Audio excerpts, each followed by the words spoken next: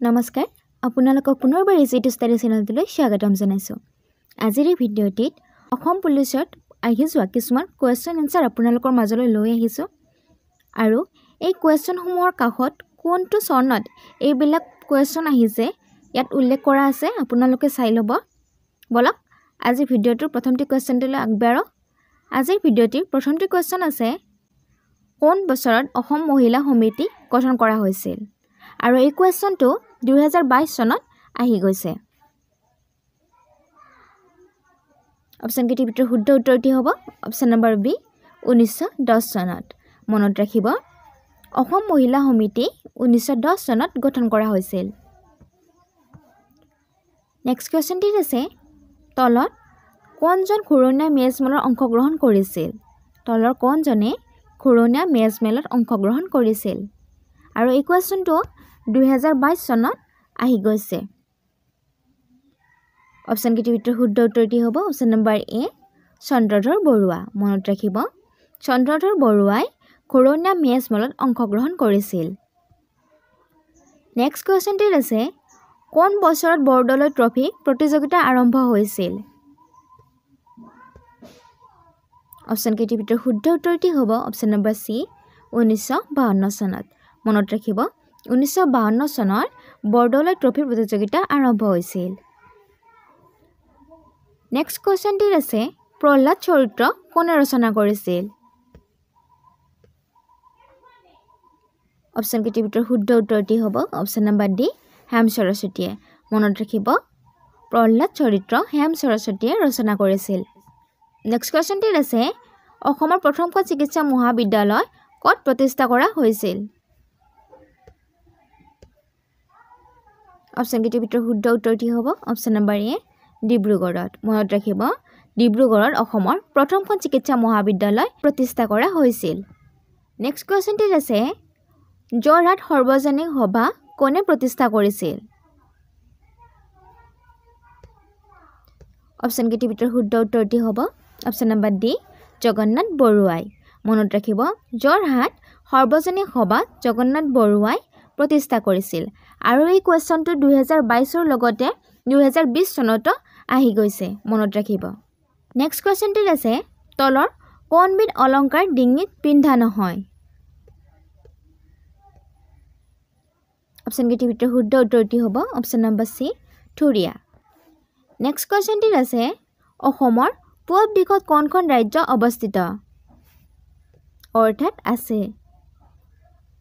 Option কেইটিৰ ভিতৰত শুদ্ধ উত্তৰটি হ'ব option number D Arunachal Pradesh. মনত ৰাখিব অসমৰ পূব দিশত অৰুণাচল প্ৰদেশ আছে।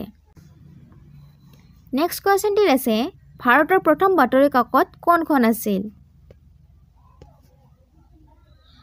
অপশ্যন কেইটিৰ ভিতৰত শুদ্ধ উত্তৰটি হ'ব option number B the Bengal Gazette. মনত ৰাখিব ভাৰতৰ প্ৰথম বাতৰি কাকত আছিল দ্য বেংগল গেজেট।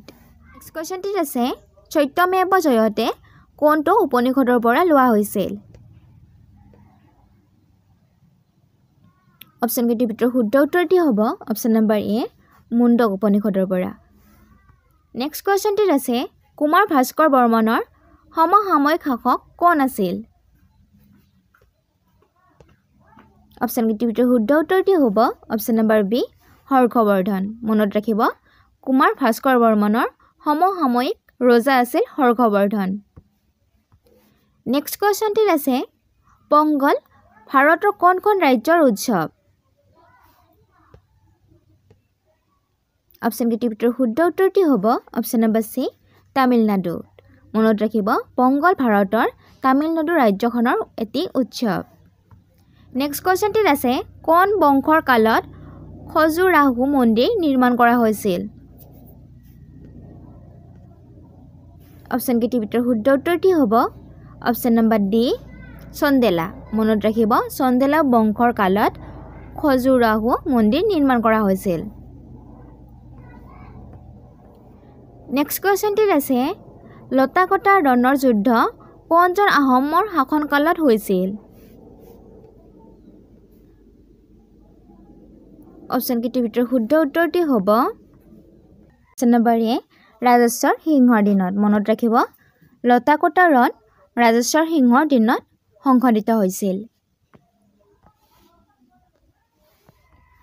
নেক্সট কোৱেশ্চনটিত আছে ভাস্কৰ দা গামা ভাৰতলৈ সাগৰীয় ৰ'দ কিমান খ্ৰীষ্টাব্দত আৱিষ্কাৰ কৰিছিল ভাস্কৰ দা গামা ভাৰতলৈ অহা সাগৰীয় পথটি কিমান খ্ৰীষ্টাব্দত আৱিষ্কাৰ কৰিছিল অপচন কেইটাৰ ভিতৰত শুদ্ধ উত্তৰটি হ'ব অপচন নম্বৰ এ 1498 খ্ৰীষ্টাব্দত মনত ৰাখিব ভাস্কৰ দা গামাই ভাৰতলৈ অহা সাগৰীয় পথটি 1498 খ্ৰীষ্টাব্দত আৱিষ্কাৰ কৰিছিল নেক্সট কোৱেশ্চনটিত আছে ব্ৰহ্ম সমাজৰ প্ৰতিষ্ঠাপক কোন আছিল ব্ৰহ্ম সমাজৰ প্ৰতিষ্ঠাপক কোন আছিল অপচন কেইটাৰ ভিতৰত শুদ্ধ উত্তৰটি হ'ব অপচন নম্বৰ এ ৰাজা ৰামমোহন ৰয় মনত ৰাখিব ব্ৰহ্ম সমাজৰ প্ৰতিষ্ঠাপক আছিল ৰাজা ৰামমোহন ৰায় নেক্সট কোৱেশ্চনটিত আছে RBI মুখ্য কাৰ্যালয় ক'ত অৱস্থিত অপচন কেইটাৰ ভিতৰত শুদ্ধ উত্তৰটি হ'ব অপচন নম্বৰ ডি মুম্বাইত মনত ৰাখিব RBI মুখ্য কাৰ্যালয়টি মুম্বাইত অৱস্থিত নেক্সট কোৱেশ্চনটিত আছে হিউৱাং চাঙক অসমলৈ কোনে আমন্ত্ৰণ জনাইছিল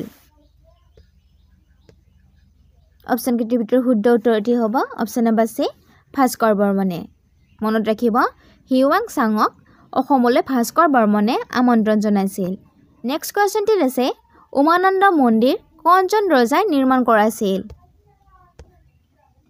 অপচন কেইটাৰ ভিতৰত শুদ্ধ উত্তৰটি হ'ব অপচন নম্বৰ এ গদাধৰ সিংহই মনত ৰাখিব উমানন্দ মন্দিৰ গদাধৰ সিংহই নিৰ্মাণ কৰাইছিল নেক্সট কোৱেশ্চনটিত আছে অসমত পোন প্ৰথমে বাৰ্মিসকলে কিমান চনত আক্ৰমণ কৰিছিল